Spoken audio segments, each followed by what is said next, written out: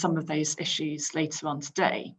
But just to give an example, to date, the amount of aid approved for Germany, for example, has amounted to around 45% of its GDP, so by far the highest amount of aid approved for a single EU member state so far. In contrast, for other EU member states, such as Spain, significantly less amount of aid has been approved, in the region of around 2% of its GDP. And I'm sure we'll talk about some of those issues later. To date, the majority of aid measures or schemes that have been approved to address companies' liquidity or solvency issues have been under the Commission's temporary framework. Before we discuss in more detail the issues, I'll just provide a very brief overview of the temporary framework. It was introduced in mid-March last year, and at the time it set out a number of ways in which member states could provide liquidity support to companies. That included direct grants, repayable advances, subsidised guarantees on bank loans, and subsidised interest rates on loans. As Jacques will talk about in a minute in more detail, the temporary framework has been amended a number of times. Most notably in early May last year, the Commission extended the scope of the temporary framework to allow member states to provide aid in the form of subordinated debt, equity injections, and hybrid capital. And these measures have attracted some of the greatest amounts of attention.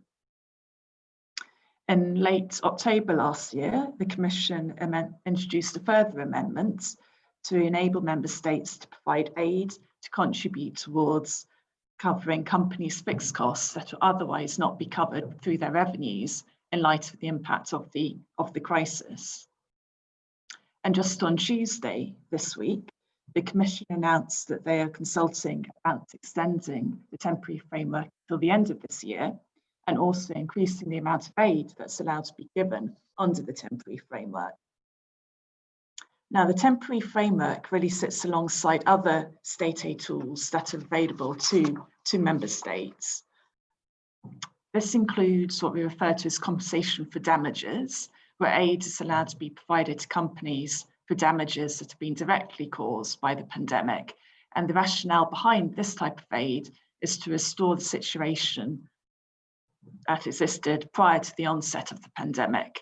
However, also, as we'll see, so far there's only been actually a very limited number of aid measures or schemes that have been approved under this route. So it's around 30 aid schemes has been notified and approved, schemes or measures approved as compensation for damages, and that compares with around 360 aid measures under the temporary framework.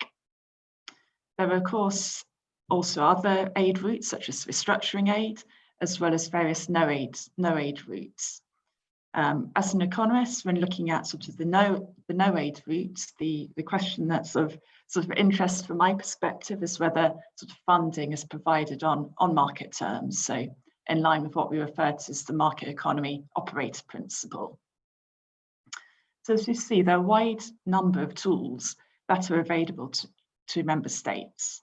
However, each come with their own challenges and pros and cons, which we'll discuss shortly. So now it gives me great pleasure to hand over to Jacques to discuss these issues in further detail. Thank you, Nicole. So thank you for your invitation, and I will speak in my capacity as a lawyer, practitioner lawyer, but also as a professor of state aid, and probably more as an academic, because my comments might be a bit more academic and may be useful for both sides. I'm following the introduction of Nicole.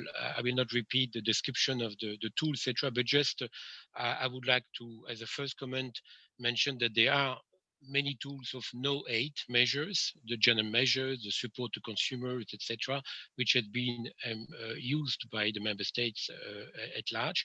And in terms of tools of aid, you have the usual panoply between the GBER and de minimis and rescue restructuring in the normal side of things, but also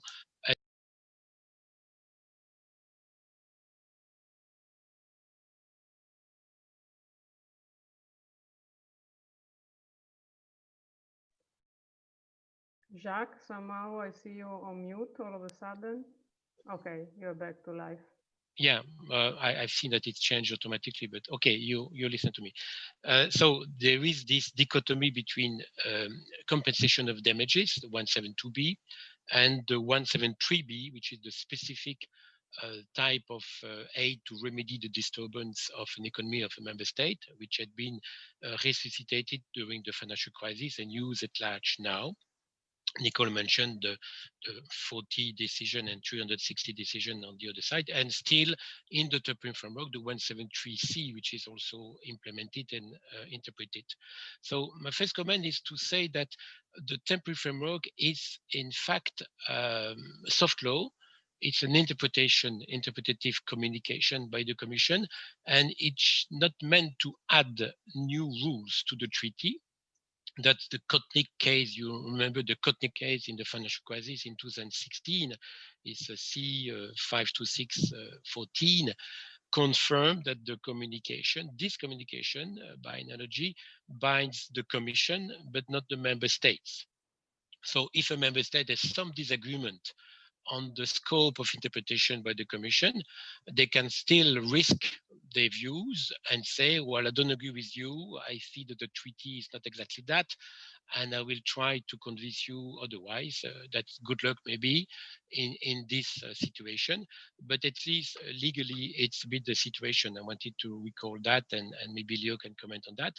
The temporary framework, as you have seen, might be amended a fifth time and prolonged to the end of this year for all tools that I mentioned. Second comment is the fast track procedure. We are in the same situation as in the financial crisis, where the Commission put in place a system of sort of informal fast track procedure. They are very much available. Of course, in the COVID-19 restriction, they work from home like us, and the member state has been very cooperative, waiving their privilege on languages, notably, except the French, who's still working in French, but I think they are only ones apparently. So that works very well. And as an external practitioner, helping member states and beneficiaries, I've seen in notification I've made on behalf of member states how the Commission was very flexible and very quick to respond and to cooperate, even, for instance, to share with member states section of the draft decision about the description of the facts, so that everything will be clear. And so the system is different than in a normal system, but we adopted the same types of issues as in the financial crisis, and it's been even more productive. My third comment is on 172B, compensation of damages. And I just wanted to draw your attention, not coming back to the conditions that you all know.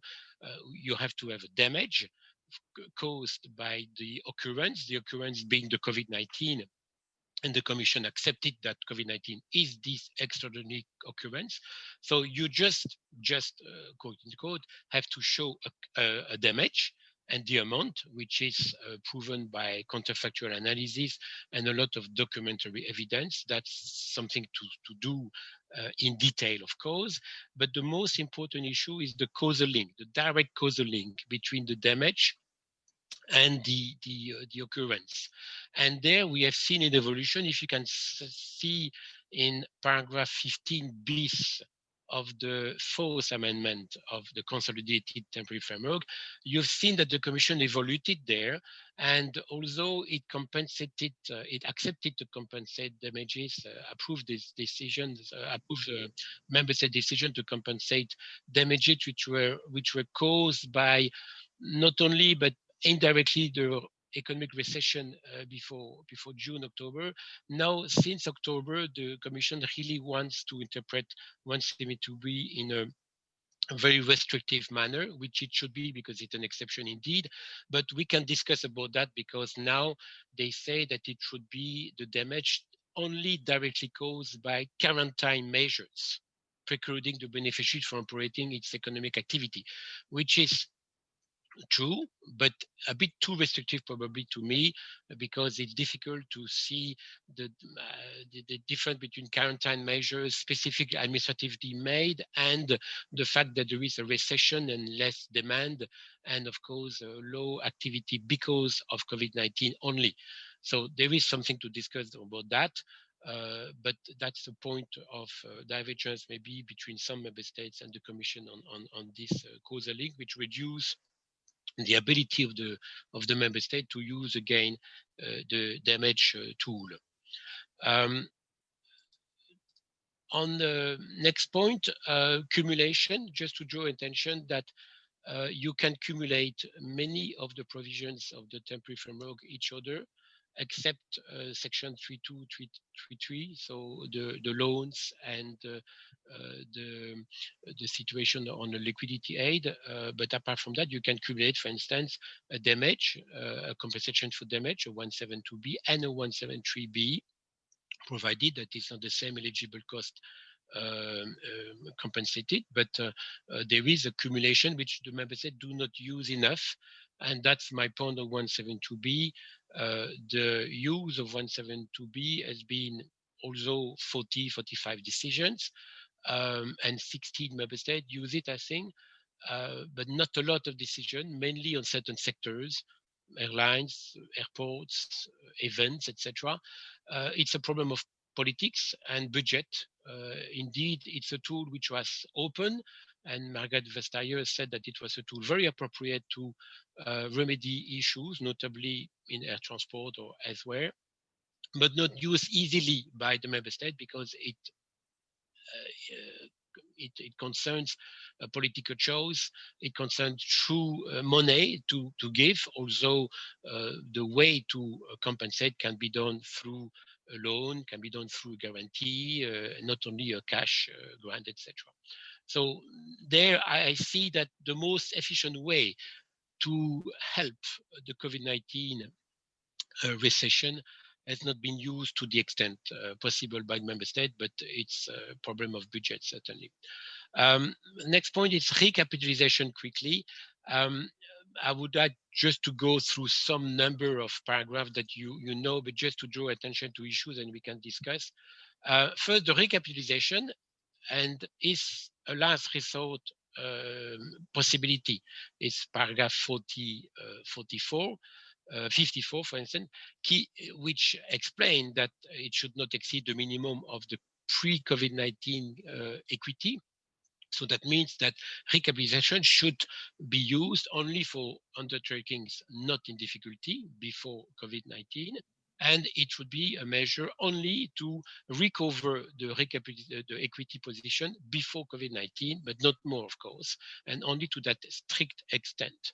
And you can see those conditions in those other paragraphs. Draw to your attention also to paragraph 60, 61, 66. It's a problem of remuneration. There are a lot of discussion between member states on that and the Commission on specific cases, because sometimes they use instruments which are quite creative, notably the hybrid instruments, and the Commission or difficult timing of equity injections, which give rise to issues about the price of the injections. And the time of the price, because article paragraph 60 is very restrictive about that. The price cannot be cannot exceed the average share price 15 days before the injections, and there may be issues about that for listing companies. And 61, the problem of the step-up mechanism, which gives rise to a lot of discussion. Another point I wanted to mention is paragraph 72, which is the one about remedies in two specific conditions in recapitalization.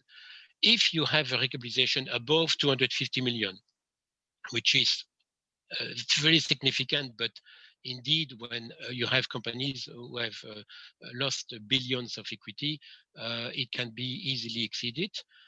First condition. And second condition is that the beneficiary should have a significant market power on a relevant market, which is another condition, important, of course. But if those two conditions are met, then the Commission has created and inserted into state aid a merger tab remedy, which is discutable, maybe disputable from a legal position point of view, because it's not obviously in the text of 173B. It's here a reference to the merger notice on corrective measures that you know, the structural commitments. And the Commission is exposed to some practical implementation of those remedies, because usually in rescue or restructuring state aid remedies, we have, for instance, the releasing of reduction of the presence, but not necessarily creating of a viable competitor in addition to compensate the aid. And here the Commission, notably in remedies in aviation, is confronted to issues about that in practically implementation of that remedy because of notably aviation regulation, which explain that you cannot do what you want with slots, for instance, and sometimes in certain member states there is legal obstacles, and the Commission has to be more flexible on that. I cannot comment more on that. There are ongoing discussion on that. 78 is also remuneration conditions and remedies inspired from the financial services crisis, where remuneration of management should be frozen. In this case, some interpretation may be there is the word paid, which is used at the end of the 78. We wonder if it covers the word granting. Are remuneration bonuses granted but not paid during the 6 years of recapitalization and restructuring? Are they covered or not? So there are issues on that, and discussion can be made, and it's an important point for certain member states. Another point is paragraph 86 on the exit strategy. Just to mention that after 6 years, if the recapitalization COVID-19 has not been redeemed completely, 75 redeemed, then you have the issues of the restructuring, the notification of a restructuring plan, where after 6 years, if the state is not exited completely and the recapitalization has been so to speak redeemed, you have the risk to have a restructuring obligation to the company benefiting. So that's the threat of the 6 years, which is pending there. Quickly next, I have two more comments only. The compatibility test, the balancing test. In many decisions I've seen, the Commission is a bit copy and paste on the compatibility justification. In easy cases, let's say, in regimes cases, guarantee, etc. In a recap, it's not the case. The Commission, of course, take the time to justify a lot and specifically to the case, but there is a tendency of the Commission to have a view a bit mechanic of the balancing test, the compatibility test. It's a bit quick and light, to my opinion, and there's been no formal procedure, no phase one, so to speak, decision in 400 decisions. So yeah, everything is obvious. I'm not sure. So that's also, which is of course in favor of member state and everybody. But maybe we can wonder to what extent the Commission will see everything obvious to that extent. I'm not pleading to my chapel on that, but in certain situations, the situation are not that clear cut. Then on the last comment I have, it's paragraph 83 of the temporary framework, where there is a reference, maybe other reference somewhere, on the green conditions. You've seen that some member states and imposed not only those conditions, but also different environment and others, or tax conditions, impose conditions for the beneficiaries as an additional remedy from a national remedy, which had not been imposed, but welcomed by the Commission. And here are green conditions acceptable and relevant conditions under 173? I'm not sure.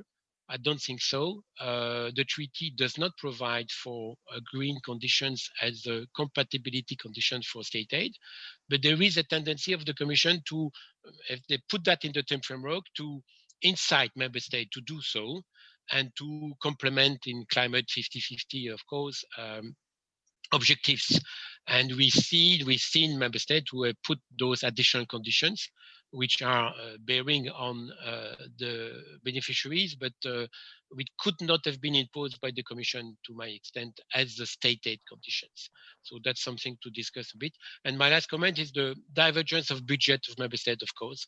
Nicole mentioned to that, the big pocket member state, the low pocket member states, light pocket, and we have a distortion of the internal market, which is probably inherent to the state aid.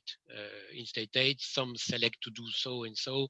It's something that had been, which will be discussed by the Commission, notably in the Ryanair cases, and we will not comment on that. Certainly not Leo, who is defending the Commission, but these are issues that the General Court will decide.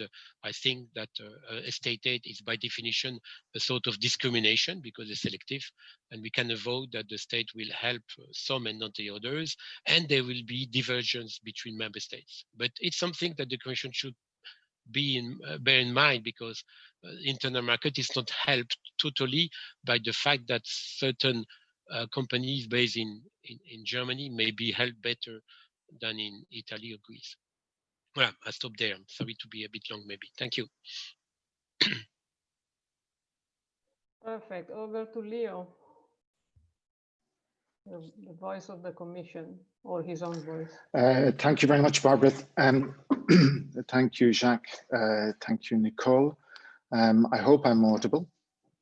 Yes, you are. I'm going to pick up on, thank you. I'm going to pick up on comments that were made by Nicole and Jacques, to some extent in the order that they struck me. Nicole referred to the ongoing process of amending the temporary framework for the 5th time. One element that I think is worth highlighting is that the Commission's press release makes clear that it is going to encourage member states to move from providing support in the form of grants. These are in particular what you might describe as the super de minimis, the 800K measures under section 3.1, and to try to move more towards repayable measures, with the possibility of them being converted subsequently into grants. And this, of course, will be an effect of the flow of aid that is washing around the internal market now. Nicole referred to the mentions within the temporary framework of no aid decisions. Now, of course, theoretically, where one is indeed faced with a measure which is conducted on market terms, there's no advantage and therefore no state aid. But crafting an advantage-free a measure that's taken on market terms, is something that is not easy to do in this crisis. It's definitely not something that you can do on a sector-wide basis, because by definition, market economy approach is one which is case by case. So I think that when we're looking at no aid solutions, in reality, what we're focusing on are measures that are not selective. For example, tax holidays of the kind that are contemplated in paragraph 41 in section 3.9 of the temporary framework. There was also the mention by Jacques of the situation in which assistance goes to consumers, a kind of pump priming activity, or what we used to refer to in the last crisis as the helicopter money solution. By increasing aggregate demand within the economy, you support the supply side. Of course, the caveat on all of this is that for that to be aid-free, it must be no strings attached money. The kind of thing that former President Trump put such political, trying to insist that every American would receive a check for $200,000 with his signature on it. Moving on to the survey of comments that Jacques made regarding the temporary framework. Of course, it is true to say sorry, that Leo, the temporary framework. Leo, sorry, you can maybe kill the video because at least for me, it's cutting some time. Okay, so thank you, Jacques. I'll continue on, and who knows what I'm doing here other than speaking. Focusing on the status of the temporary framework, it is, as Jacques said, soft law directed by the Commission to itself. It guides the expectations of the member states, but it doesn't constrain or force them to do anything in particular. As Advocate General Val, as he then was, said in the Kutnik case, it would really be a category error to treat this as a form of legislation. And that is a view that Advocate General Sharpston also took in the Elga case, the Greek farmers case, which dealt with the predecessor of the temporary framework in the financial crisis of 2008 to 2010. That being said, this means that the Commission may from time to time identify a situation which it didn't contemplate in the current iteration of the temporary framework and may need to adapt it for the future. But pending the adaptation, the Commission is entitled to depart from the temporary framework in an individual decision, as long as it gives reasons why it does so and explains that it will apply this to all similar cases that come to it and that it will adapt the temporary framework. This is, of course, what happened in the Finnair recapitalization decision, when the Commission recognized that certain features of that measure were imperfectly captured by Section 311 of the temporary framework. In terms of procedure and the language regime, as an Anglophone, I feel a little bit bad in defending the French Republic against a Francophone, but I would simply say that member states do not have a privilege with regard to the use of their own language. This is a right. Now coming to the more state aid specific elements, Jacques gave a very pithy synopsis of what Article 107.2b requires. We have three requirements: the exceptional occurrence, the direct causal link, and a properly quantified damage. Once those three elements are there, the aid measure is compatible. Nothing else can be added into it. And from a certain point of view, I have to say I got almost mixed messages from Jacques in this regard. He seems to regard it as a most efficient tool for dealing with problems that various individual operators or sectors are facing, and almost encourages its use. But then at the end of the intervention, he made the point with regard to budgets and with regard to the distorting effect on the internal market of member states having, if you like, pockets of different degrees of debt. The more that Article 107.2b is opened, the harder it is to channel or direct the flow of aid. And 107.2b has to be used where the conditions are fulfilled, but it's not just the case law that dictates a restrictive approach, precisely because of the absence of any ability at a union level to direct or to modulate where the money flows to. It is a mechanism to be handled, I would suggest, with great care. In that regard, I think it is quite important to say that losses that businesses are facing due to the economic downturn, which has been caused by the COVID-19 pandemic, do not come within the scope of 107.2b. The direct causal link that is required by the case law is, if you like, interrupted there.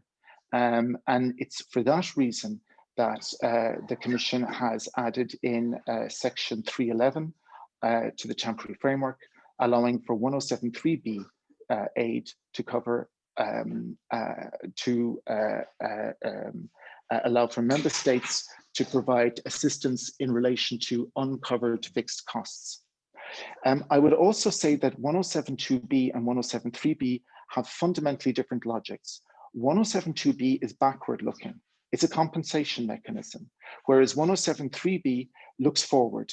It looks to ensure that the member state's economy can be assisted to recover and to be made resilient and to move forward into the future. And so the quantum that you can give under 1073B will not necessarily be the same as the quantum that you were looking at under 1072B. Turning now to the issue of accumulation, I would say that when you're looking at accumulation in the context of 1072B, of course, there can never be overcompensation for the precisely quantified amount of damage. And in this sense, if you have another aid measure, which the member state has chosen to construct by reference to losses suffered due to COVID-19 directly, then we would have accumulation issue. But if the measure of the member state is not related to eligible costs, for example, Section 3.1 aid is not linked to any particular eligible costs, then there is no accumulation issue. And if we have another form of aid cleared under the temporary framework, which is linked to costs which are distinct from those giving rise to a compensation under 1072B, again, compensation issues do not arise. I am going to take 2 more minutes, and I'm not going to try to deal with everything. I would say, with regard to Section 311, COVID recapitalizations, that I don't think that the prospect of remedies of a structural nature is a novelty here. After all, if we look back at the banking crisis and we look at the restructuring communication, point 42 of that very clearly contemplates that in order to avoid the use of state aid for anti-competitive purposes, in order, in other words, to leave space for unaided beneficiaries, you can have the imposition of divestitures, and you can have a prohibition of acquisition. So you can have both behavioral and structural remedies to deal with the degree of distortion that is caused by bolstering the capital of beneficiaries. And my final remark on the balancing test within certain decisions being quick and light, as Jacques described it, I would say that the balancing test has been carried out within the temporary framework itself. The whole goal of the temporary framework is to allow member states to have what might be described as a guidebook that enables them to get clearance on a rapid basis. It is, to use the jargon, a plug and play mechanism. You pick something that fits the conditions of the temporary framework. The Commission in the temporary framework has ensured that those limitations, those constraints, those requirements will ensure an adequate balancing between the positive effect of the measure in remedying the serious disturbance the economy of the member state faces against any negative effect on trade and competition. And with that and a 2-minute overrun, I will draw to a close. Excellent. Back to you, Nicole, for bringing a bit more economics into an already somehow economic loaded discussion. Thank you, Barbara. So I'll pick up on some of the points that have been highlighted by Leo and Jacques. Maybe first starting with the no aid routes. As highlighted by Leo, one potential no aid route is if it can be demonstrated that any funding that's been provided by member states on market terms, so on an MEOP basis. As Leo highlighted, that has to be done on a case-by-case basis. It's not easy to do, but it's definitely possible, particularly for those companies who have been affected by the pandemic but are not actually in financial difficulty. And in our experience, we see different member states actually placing different weights on the role of the MEOP test in current market conditions. Now, from an economics point of view, one of the specific challenges of applying the MEOP in the current conditions is how to appropriately factor in the impact of the pandemic and the uncertainty in the market into the valuation analysis or the profitability analysis. So just to take a simple example, if a member state is providing a loan to a company, I think the pandemic raises two sort of key challenges. First is looking at how to factor in the pandemic into a company's credit rating and taking appropriate adjustments, downward adjustments to the credit rating to reflect the ongoing impact of the crisis, which is obviously key when you're determining, say, if you want to assess whether the interest rate that's being proposed on the loan is on market terms. Having an appropriate credit rating is key to ensure that you're selecting appropriate benchmarks to compare the proposed interest rate. The second aspect is how to factor in the pandemic into the company's business plan, particularly on the demand side and what's assumed in terms of the recovery of the pandemic. And that's quite important for the MEOP test, because not only do you need to assess whether the terms and conditions, in this example, in the case of the loan, are on market terms, but also looking at whether the company expects to be able to meet the interest payment obligations and the repayment obligations on the loan. So I would say that the pandemic does create additional challenges when applying the MEOP, but for certain companies it's not in financial difficulty, certainly from an economics point of view at least, it's a possibility. Turning perhaps now to the aid routes that have been discussed, and there's been a lot of discussion about the recapitalisation aids compared to sort of damages, compensation for damages.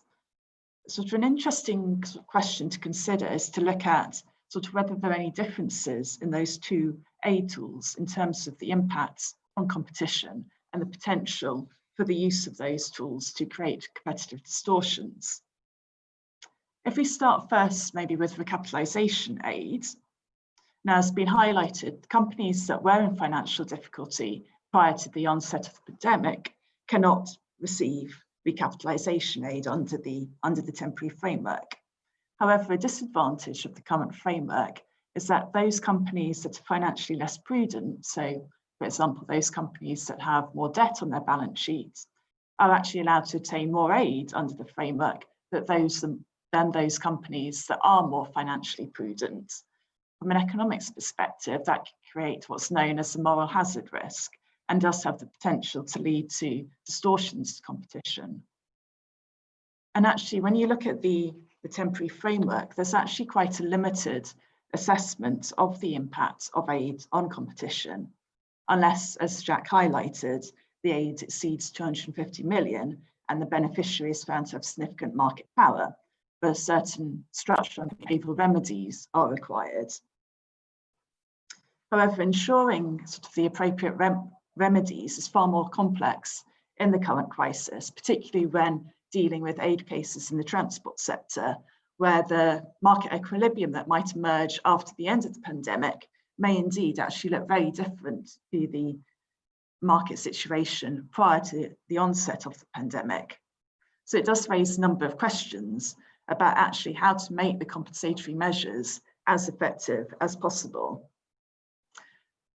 Ideally, they would need to be assessed on a case-by-case basis, taking into account factors such as the size of the aid beneficiary in its core markets. Although ideally, they would go one step further and actually look at the financial position of the beneficiary prior to the onset of the pandemic. Some actually more detailed analysis is necessary to ensure the effectiveness of such measures. But the same sort of economic tools that are used in merger control can be used in the state aid context to assess and evaluate what are appropriate remedies. Turning now to the other aid tool, damages aid. As has been highlighted, this is a tool that's been used to a far lower extent, a more limited extent so far, at least during the crisis, but it can actually be quite a useful tool. As highlighted by Jacques and Leo, one of the key issues is to ensure that there's a direct causal link between the aid that's used to compensate the company and the direct impact of the damages that have been suffered. A possible concern, though, of using damages aid is that companies that were in financial difficulty prior to the onset of the pandemic are allowed to obtain aid under this route. So it does sort of raise a question about what may happen to these financially weaker companies after the end of the pandemic. And if they were anyway to exit the market, there's actually a question mark about the effectiveness of the aid in the first place. Although, having said that, under the damages aid, the main sort of purpose of the damages aid is to restore the situation for the beneficiary that existed prior to the aid. So what I mean by that is damages aid only really restores the profitability of the company that existed prior to the pandemic. So if a company was inefficient prior to the onset of COVID, it would actually remain inefficient post the award, providing, of course, the damages are calculated correctly.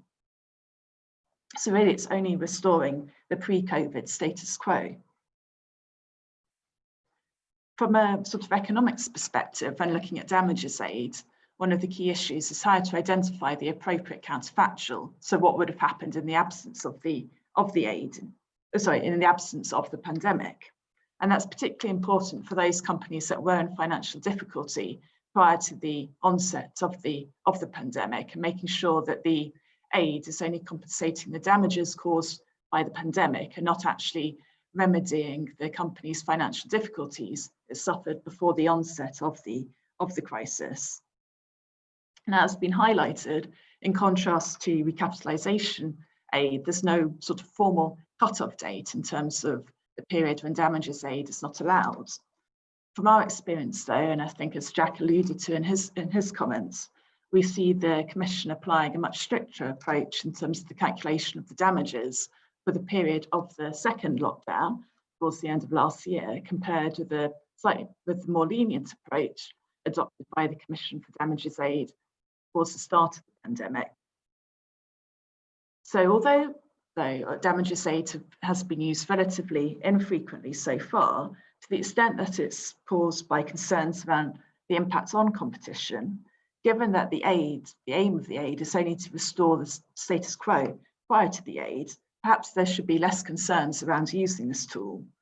And as I mentioned, it may be a particularly useful tool, providing aid at least over the period of the first lockdown in sort of early on in the pandemic last March. Now, just to conclude, and I think Jacques raised and highlighted the issues about the differences in the amount of aid that's been provided by member states to date. As the crisis continues, we've seen a number of commentators calling for changes to state aid rules in light of the concerns about the impact of the differences in the amount of aid that's been provided by member states on competition. And indeed, I think there's been a recent warning by the OECD that the different approaches and responses by member states could have lasting effects on the competitiveness of the EU. Now, to an extent, one way of learning lessons from the current crisis for any future crisis might be to have a role for ex post evaluations of aid schemes, aid measures. Now, these types of ex post evaluations are used in other areas of state aid, particularly for assessing the impact of large aid schemes. So potentially there could be a role for similar ex post evaluations to look at whether the aid provided for the pandemic has actually achieved its intended objectives, and to also address that question about looking at the actual impacts of the aid on competition and trade. It might be one helpful way for learning lessons to respond to future crises that may occur. However, it's always going to be a tricky balance between finding the appropriate degree of leaving discretion to member states and having some sort of form of centralised EU response. I think that balance is always going to remain very difficult to identify. So on that note, I'll I'll stop. Okay. Shall we do the same order, Jacques and Leo? Yeah, but reducing to the time and to allow for Q&A, quickly 3 remarks on the discussion we had with Leo on 172B versus 173B. I still believe, I agree that it's an aid to the past on the one hand and an aid for the future on the other hand. Yes, in nature is different. But I still believe that there's been probably a mistake of casting mistake by the Commission in March when they launched the temporary framework to put the framework for the member states. It should have been done because I still believe that the treaty has provided for the most efficient and appropriate tool to remedy this situation in 172B. This is a natural disaster, an extraordinary occurrence.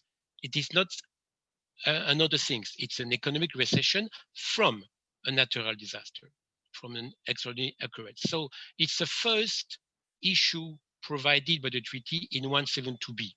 Of course, 172B is less efficient because member states have no budget and political issues. That's another story. But the father of the treaty had in mind, if there is such a storm, such a pandemic, then use 172B, compensate the damages, the losses. Because in fact, what is the result of the COVID-19? If you close your shop, you have no source of revenue. Why hell is useful to say, go to the bank and you get a guarantee by the state and you can borrow money to survive. They don't care about that. They have no source of revenue because they will have to reimburse the loan, which they will get, yes.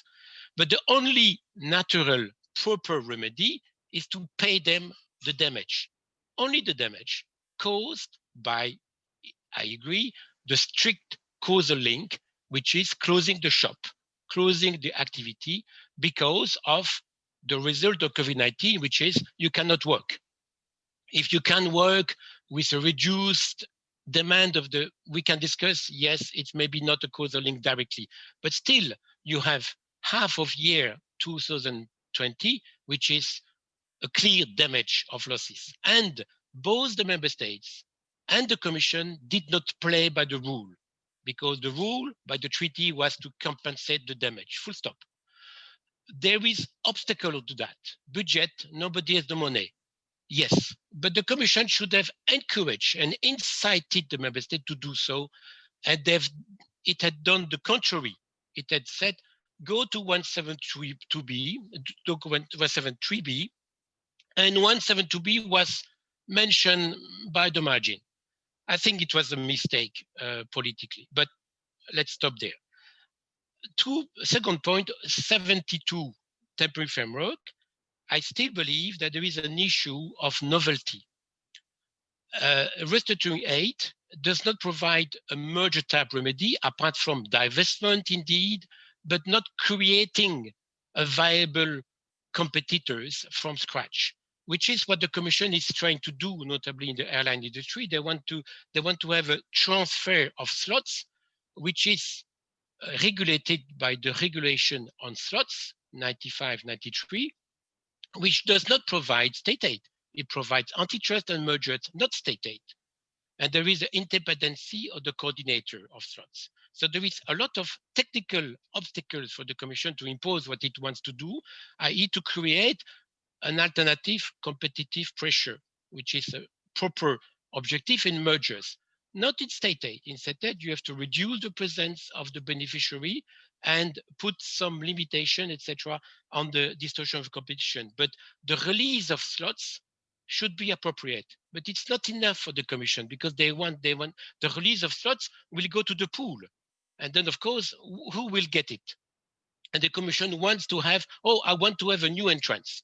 And the new entrance should have as many of slots, which is not possible to have that for granted because you have the pooling allocation by the EU regulation, which is imposed on the Commission. I think there is a technical clash on that. And I see 72, I mean, as a pleader, as a lawyer, I would be tempted if somebody have the courage to go to the court and to cancel, to annul this provision for having creating a new legal obligation to that extent in 173b.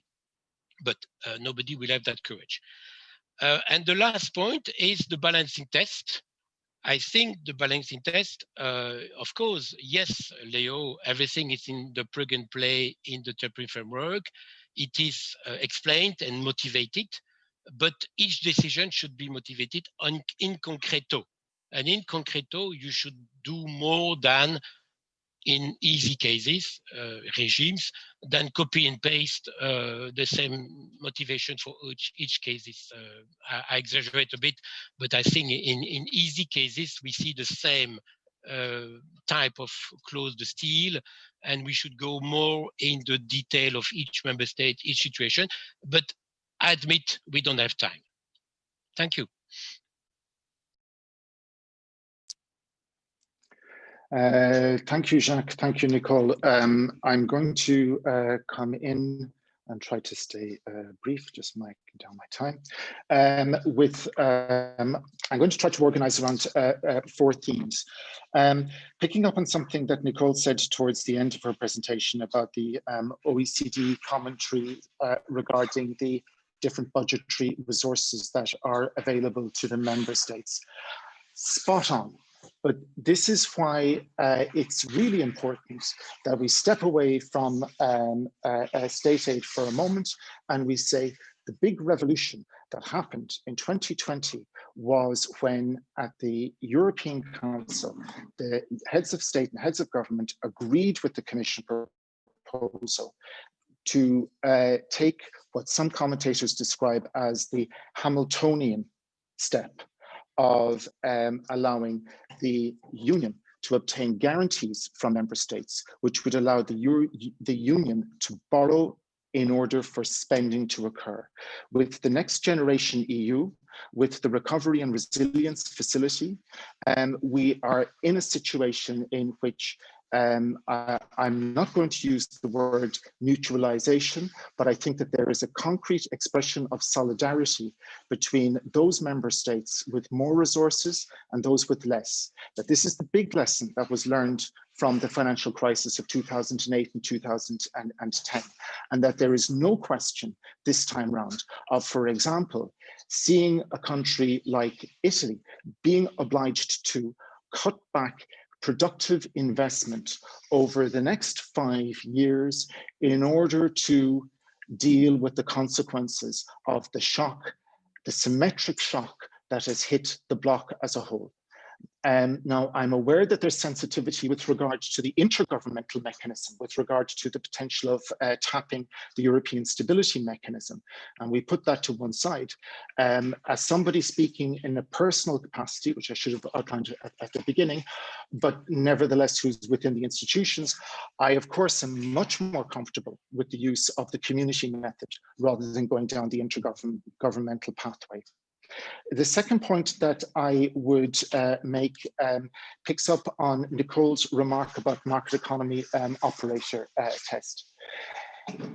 My background remark is just that this is immensely time consuming. If you need to move fast, it's not going to be the most effective tool. It's one that's available, but the question is, do you have the resources to dedicate to crafting something that is specific to this particular operator, or do you go down the pathway of creating something that constitutes compatible aid?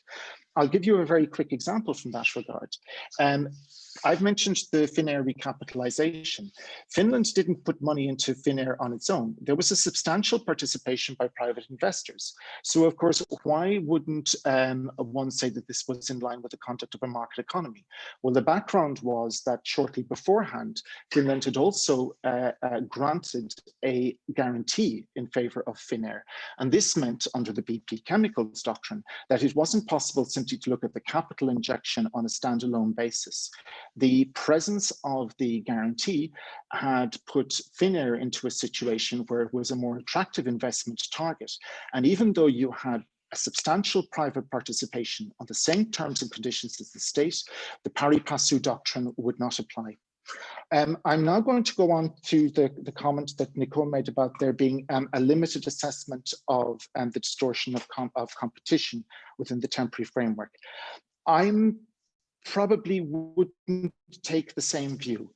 There's been a lot of emphasis on the fact that undertakings in difficulty can't be covered by COVID-19 recaps under section 311 of the temporary framework. This section is based on 107.3b. But actually what you should keep in mind is that the only sections of the temporary framework that allow undertakings in difficulties to be beneficiaries are section 3.9 and section 310. All other sections exclude undertakings which were in difficulty at the end of 2019 from benefiting, with a certain limited exception for small and micro enterprises. Moreover, it's a feature of the temporary framework that for most forms of compatible aid, the aid must be granted in the form of schemes rather than individual or ad hoc measures. Capital injections are an exception, it's true, but for the most part, schemes are used. And that's because schemes tend to be less distortive by nature. Moreover, all of the sections involved have caps on the amount of aid that can be given, have particular, with the exception of section 3.18, are targeted on specific needs. And then, of course, for the most distortive form of aid, capital injections under section 311, it's not just 0.72 that we have. There are prohibitions on aggressive commercial conduct. There are limitations with regard to acquisitions, which would be financed through the state aid that is granted, all of which keeps the amount of aid to the minimum and correspondingly reduces the distortion of competition. And I'm then going to move from this issue of distortion of competition, and in particular the comment that I made that undertakings in difficulty are in general excluded from benefiting from section 1 from Article 107.3b aid under the temporary framework, and go back and say 107.2b has no filter against the moral hazard that Nicole quite rightly identified. Member states can choose to leave out undertakings and difficulties, but equally, they are perfectly entitled to compensate them up to the full value of the losses that they have suffered. I cannot agree with Jacques that 107.2b is le roi royal with regard to this pandemic. Exceptional occurrences and natural disasters. I think that the drafters of the treaty had in mind earthquakes, had in mind wildfires. Maybe they had in mind animal diseases, but how do we deal with animal diseases? We cull. We basically have a scorched earth, and that is not what we're doing here. In other words, what we are facing with this pandemic is a long, slowly developing, painful but protracted period. And really for that, what are we faced with? We are faced with a serious disturbance in the economy of all our member states. Actually, 107.3b is the mechanism that the treaty drafters contemplated for dealing with the kind of situation in which we find ourselves today. And so on that note of amicable divergence, I will close. Thank you very much. Thank you, Jacques. Thank you, Leo and Nicole. If the panelists want to make one quick final response, they can. Otherwise, I would invite you from the audience to somehow signal the questions that you might have.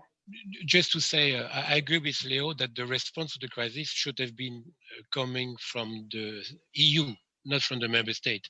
And the good response is the recovery plan. But the member states are still there and they refuse to transfer the sovereignty to the EU. The response should be EU aid, not member state aid. Excellent, thank you.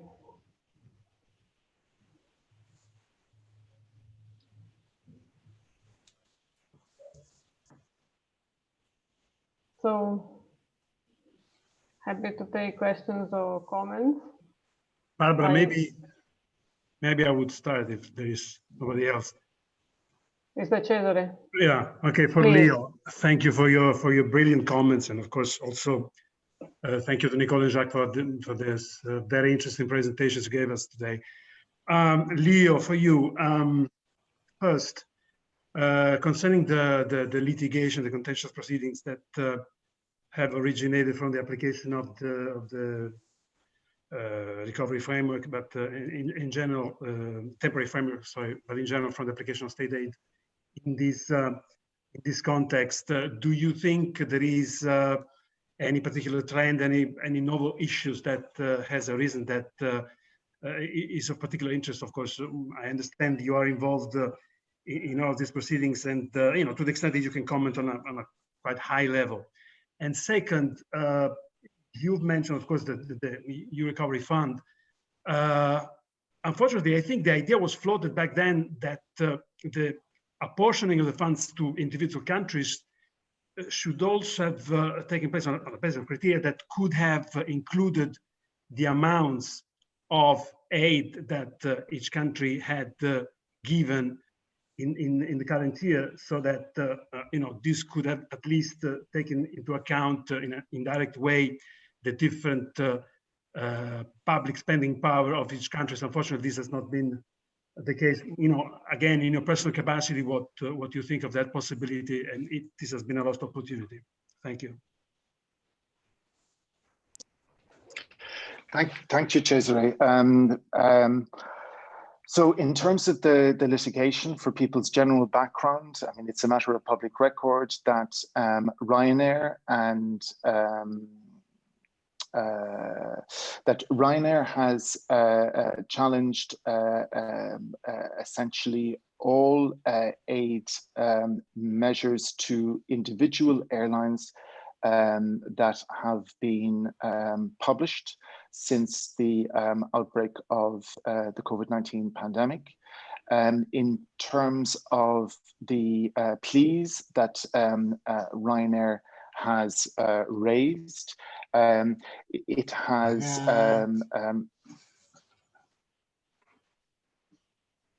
sorry, I don't know if there was an intervention there. So the challenges can be divided into two. You have the challenges to the 107 2B cases. There are claims with regards to quantification, essentially, of damage and the requirement for a direct causal link.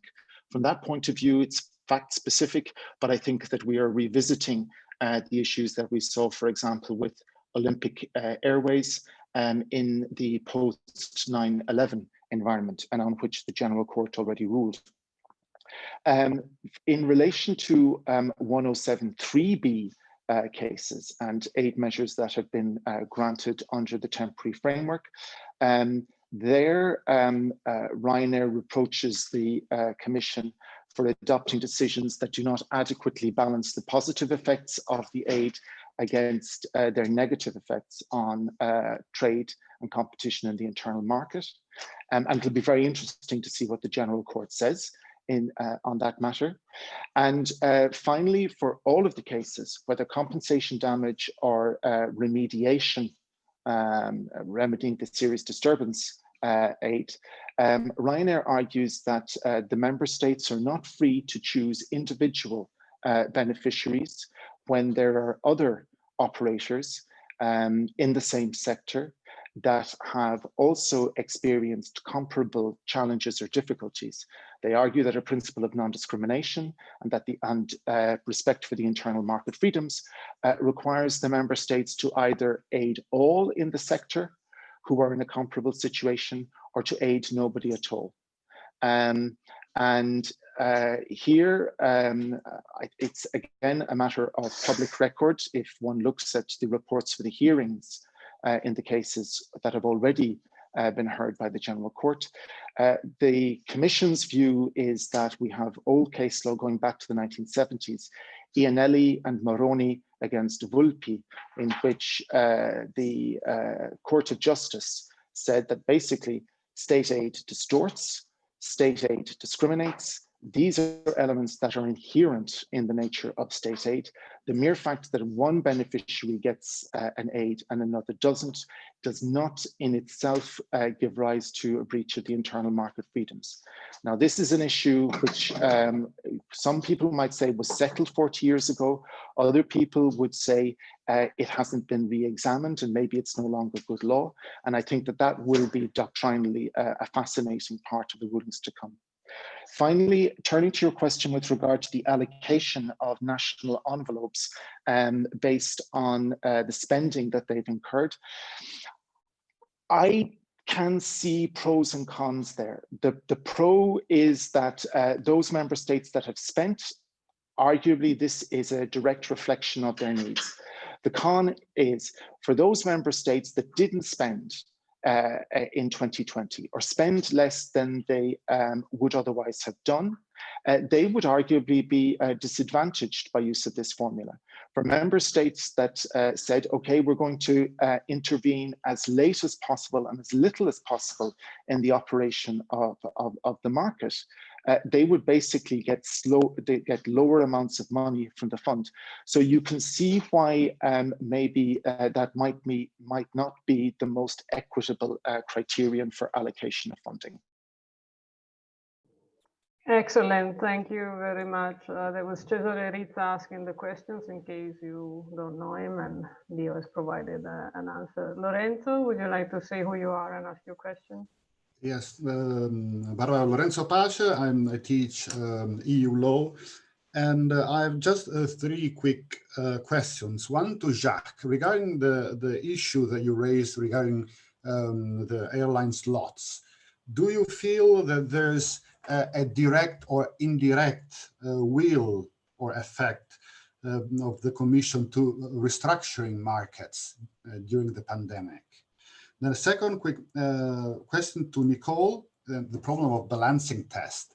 Since the decisions of the Commission must be met so in a quickly manner, how can an economist enter in such a discussion on the balancing, or let's say the proportionality issue between trade and competition? Or is this kind of test now, in this case, is just a formalistic one? And then a third question to Leo regarding how quick the Commission in general is deciding cases, and if there's any case that were rejected on these issues. Thank you. Yeah, so taking your first question, I'm afraid not to have understood very well what you meant by restructuring markets.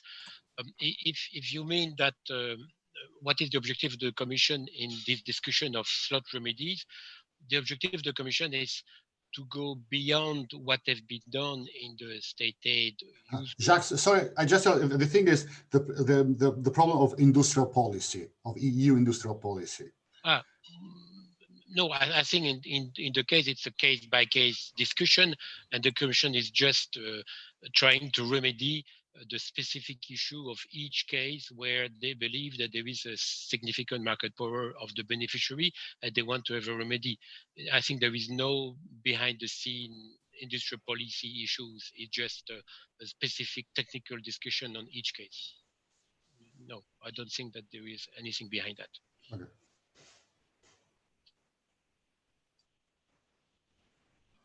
And then in relation to your second question about looking at the impacts on sort of trade and competition, I mean, normally in state aid cases outside of the temporary framework, in general sort of compatibility aid cases, I mean, there is a lot of emphasis on looking at the impact of the aid on competition. And that's typically one of the areas where the economists would get involved. Under the temporary framework, there's not so much of an emphasis on looking at the impact of the aid on competition, although it's been, I think, highlighted by both Jacques and Leo in the discussions. If the aid is greater than 250 million, then there could be structural and behavioural remedies if the beneficiary is found to have significant market power. And as part of that assessment, determine whether an aid beneficiary does have SMP, that's again an area for economic analysis. So take, for example, the airline sector. The typical way that would be assessed in a merger case would be looking at sort of origin and destination, so looking at by route, sort of the market shares, etc., of the company.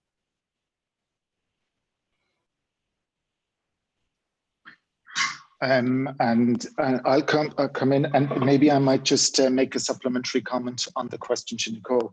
But Lorenzo, thank you. You asked about whether there have been any rejections of notified aid. Well, Jacques commented that there have been no formal investigation procedures, and as you know, at the preliminary examination, the Commission can either approve, or if it has serious doubts, it opens a formal investigation procedure, and it's only at the end of that, by means of an Article 9 decision, that the Commission could take a negative decision. So there have been no formal investigation procedures, there have been no openings. What you do see in the decisions is that the Commission makes a practice of stating clearly when there have been contacts between the member state before notification, and these pre-notification contacts allow the member state, in dialogue with the services of the Commission, to avoid problems that might have arisen if they simply notified with their initial idea. So presumably in the pre-notification phase, there's a constructive dialogue and potentially a reshaping of the mechanisms that the member states want to use to deliver the policy preferences that they have. The comment I would like to make on balancing, just very briefly, is a legal doctrinal one. The reason that in state aid in general, we spend so much time on balancing tests is because the workhorse for compatibility is 107.3c.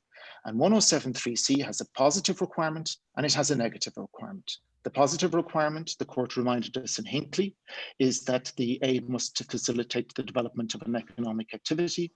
The negative requirement is it must not adversely affect trade and competition to an excessive degree. We don't have that last element in the text of 107.3b, which does raise the interesting question, does 107.3b actually require a balancing? Now, maybe you could argue that it's inherent in all parts of 107 paragraph 3, precisely because the Commission has a discretion. So that might be the doctrinal answer. But that then takes me back to the remark I was making earlier about 107.2b and why it really is a tool to be handled with great care.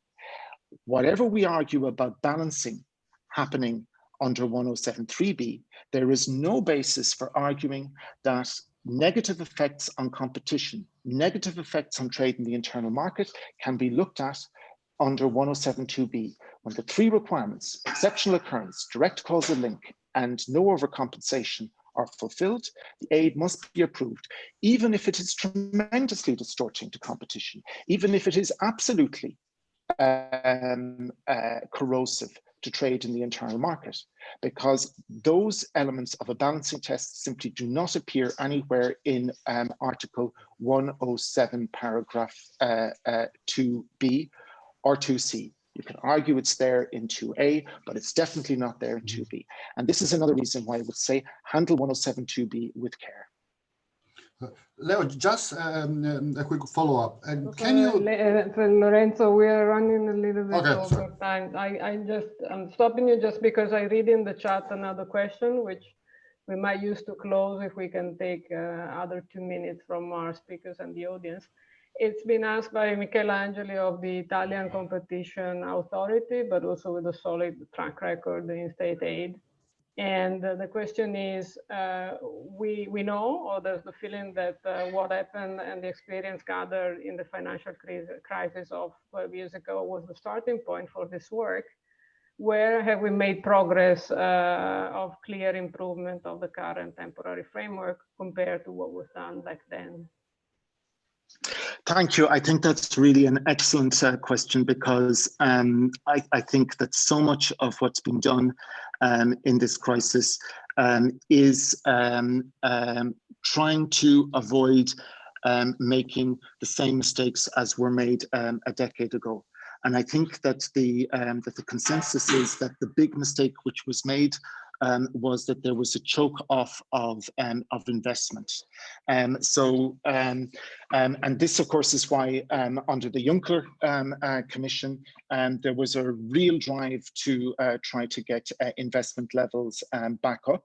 And the temporary framework is, I think, a mechanism for trying to channel member states' activities to keep supporting the real economy in order to remedy the serious disturbance, but also to allow the real economy of our member states to be more resilient and more fitted for the future. And so the emphasis in, I would say, the 2008-2010 context was very much on the so-called 800K or super de minimis, as it was known. The problem with that was that it was simply liquidity, not channeling towards getting our economies more fit for the future.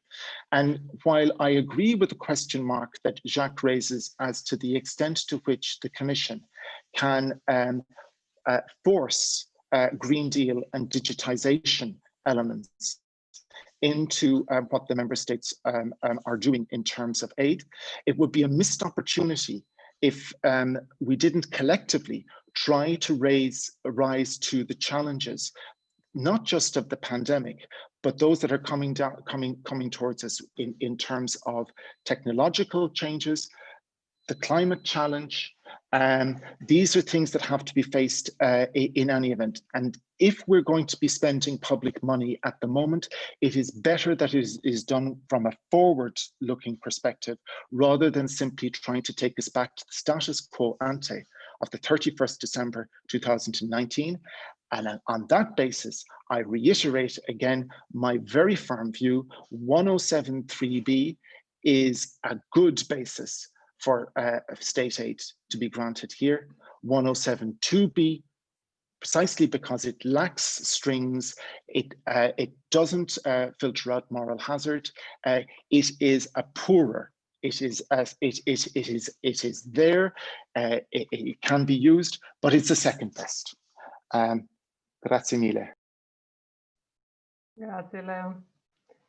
Unless Jacques and Nicole want to add something, no signs.